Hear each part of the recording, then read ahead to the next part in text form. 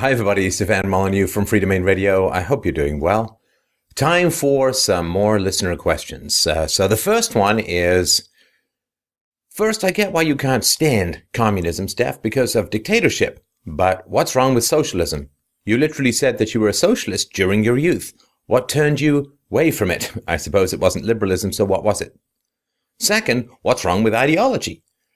Well, I was a socialist during my youth, before I got any particular education in philosophy, political science, public choice theory, Austrian economics, objectivism, rationalism, plain old empirical thinking. And actually, if you go back further than when I was in my early teens, you can actually find me believing in things like the Easter Bunny and Santa Claus and so on. These are fantasies designed to be outgrown.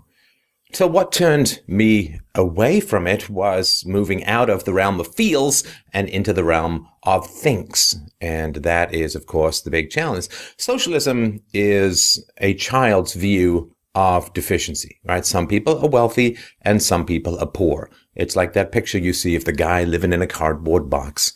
And behind him are the giant towers of some financial building. And the idea, of course, is like if you have a kid with no ice cream and a kid with 2 scoops of ice cream, you take 1 scoop of ice cream from the kid with 2 and you give it to the one with none, and lo and behold, everyone has ice cream. There's a line in King Lear that distribution should undo excess and each man have enough. It is an age-old fantasy that the redistribution of wealth smooths out the problems, so the disparities in income, and you can make the poor richer by taking from the rich and giving to the poor. It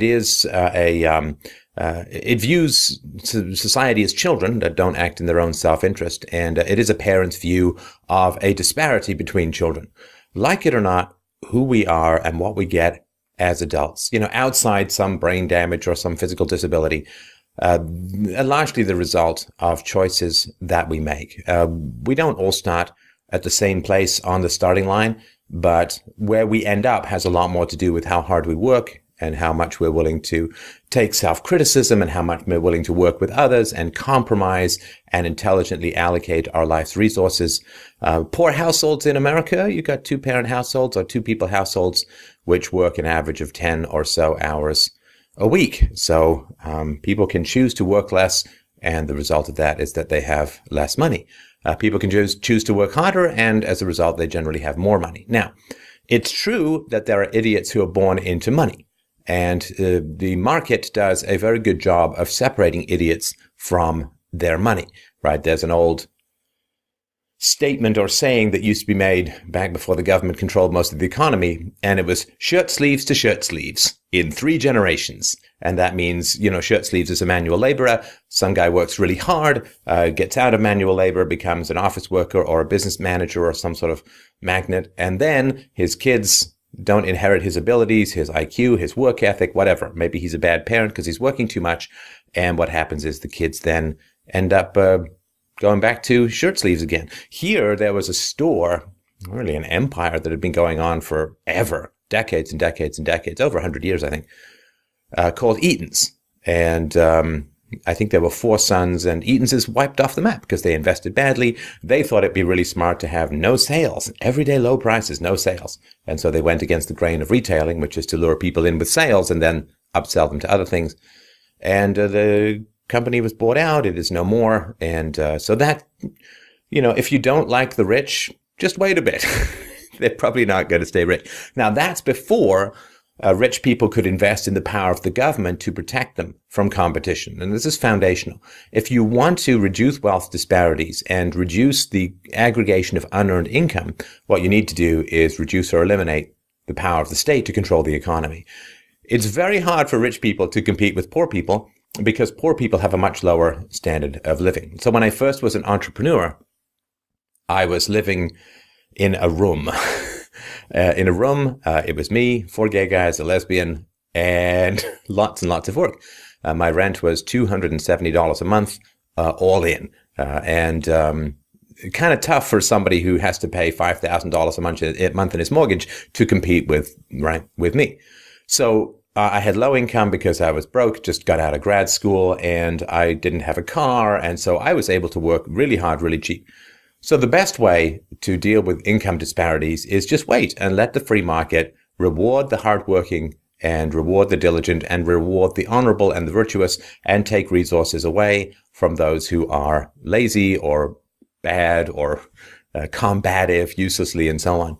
So you just start to think about it, and you recognize, of course, that any agency that you create to redistribute income that's called a government is going to have to do it by force, right? So it's going to have to redistribute that income by force. Now, once you create an agency in society that has the power to redistribute income by force, well, who is it going to respond to more, the rich or the poor, right? So what it's going to do is it's going to want to create, it's not conscious, it's just the way the system works out, right? I mean, each little cigarette can make you sick. You're not smoking cigarettes in order to get sick. It's just an inevitable byproduct of the habit. And the habit called the state, its goal, of course, is to create reliable repeat voters. And the way that it does that is it creates a dependent class. And once you create a dependent class, then that group of people are going to vote for you and are going to vote for your policies and so on, which is why nobody talks about really fundamentally cutting any entitlement programs, because the government has bred those people and crushed them under the seeming generosity of the welfare state to be passive drip morphine recipients with the endless ache called no lives, requiring the state to continue. And for the rich, what you do is you create, you threaten them with rules that go against their interest, and then you either withdraw those rules if they donate enough money, which is kind of like a shakedown, or what you do is you create rules and then you charge people for exemptions and exceptions to those rules. And you can see this with Obamacare exemptions being handed out to friends of politicians, particularly out on the West Coast. And you create, you gather together all this money, and then you start pushing green initiatives, which makes people feel good and gives you money to hand out and to invest in and so on. It's just basically bribes for votes and so on. And so the problem is, if you want to redistribute income, you have to create an agency that enslaves the poor and serves the rich. And there's no way that you could ever conceivably, possibly in any way, shape, or form, not have that be the outcome of whatever system you're putting in place. You create a giant agency with the massive power to redistribute billions or trillions of dollars at will. Of course that agency is going to get corrupted. Of course it is. I mean, this power corrupts, and the welfare state is a truly stupendous amount of power. The other thing, of course, is that the government doesn't have the knowledge, the in-depth local community knowledge, to differentiate between the deserving and the undeserving poor. Right? So if you subsidize the undeserving poor, in other words, people who are poor because they've made really bad decisions and they have done things that you don't want to support, right? In other words, the poor whose choices have led them to poverty. Those people you don't want to subsidize. You want to help them, particularly if they have kids, but you don't want to just keep funneling money at them so that they can go and, buy smokes and drinks and go to the racetrack and do internet betting or whatever it is that's causing them to remain poor or just not go to work. So you don't want to subsidize that kind of poor person. But at the same time, if somebody is poor accidentally, it's just something happened or whatever, then you do want to help those people, because helping those people, it's not going to cause a repetition of the behavior. In the same way, knowing who to sentence to jail and who to sentence to probation, or these requires very detailed and local knowledge.